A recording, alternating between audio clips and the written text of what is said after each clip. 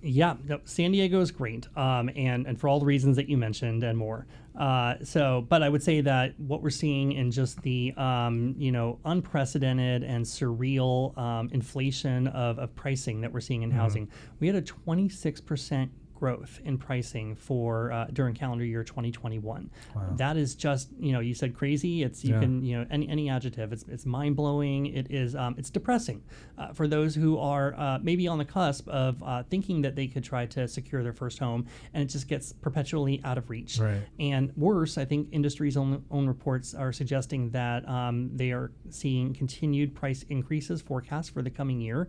So what's going on? We know that we have supply demand imbalances, and for a lot of my work on the San Diego City Council, we were a pro housing council, really trying to do our part, but also to really show the state of California that some of these reforms were actually possible and would produce lower cost housing, more units, and we were able to do some of that. And some of that actually did turn into the inspiration for legislation up here in Sacramento.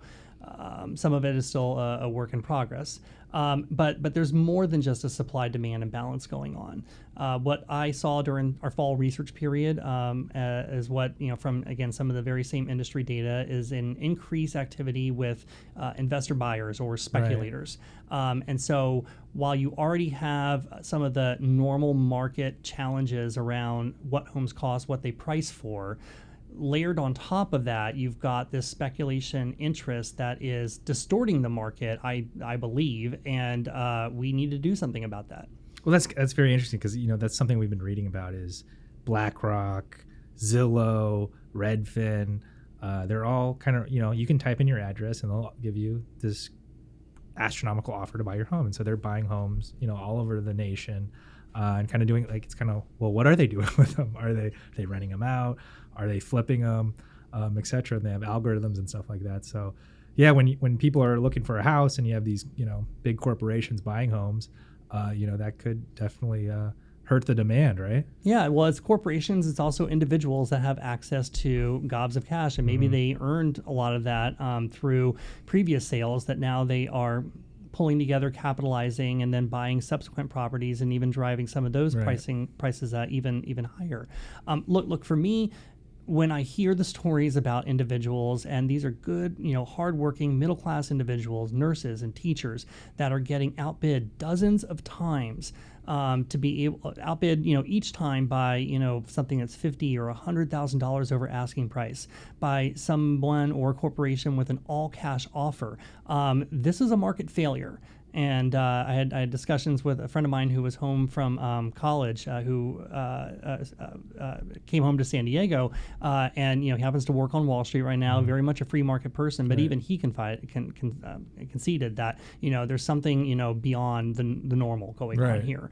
And that's why I wanted to look at, are there other ways that the state should be able to intervene to help level the playing field so that people can actually win these bids? Right. And I guess what you're trying to stop is speculation, right? That's right. Speculation drives prices up. They're already high. We already have demand issues. So how do you stop the speculators, and kind of what have you come up with? I looked at a bunch of different ways to be able to get at this, and unfortunately, because this is such a profit-driven phenomena, right? You kind of have to go after their risk and make sure that I think an appropriate response is to be able to put some kind of a penalty, use our tax policy a little bit smarter to try to help to shift who wins and who loses, because I want to have that person actually get into that home.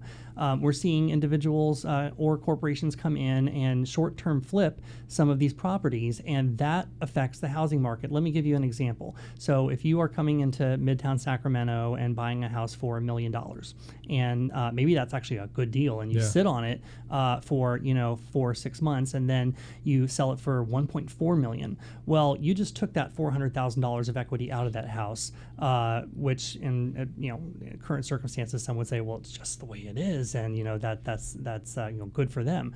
Unfortunately, as we price houses, they're based on comparables, right? So now every other house like that is now worth $1.4 million. So you can see how when things are becoming disproportionately ceded to housing speculators and investors, that is actually affecting the overall pricing of the market. I believe that on top of our supply demand challenges and how that affects the pricing of housing, this is layered on top of that, and we have got to be able to really turn that tide around. Make sure you just click the button below and subscribe and hit that notification bell so you can keep up with all our news and updates.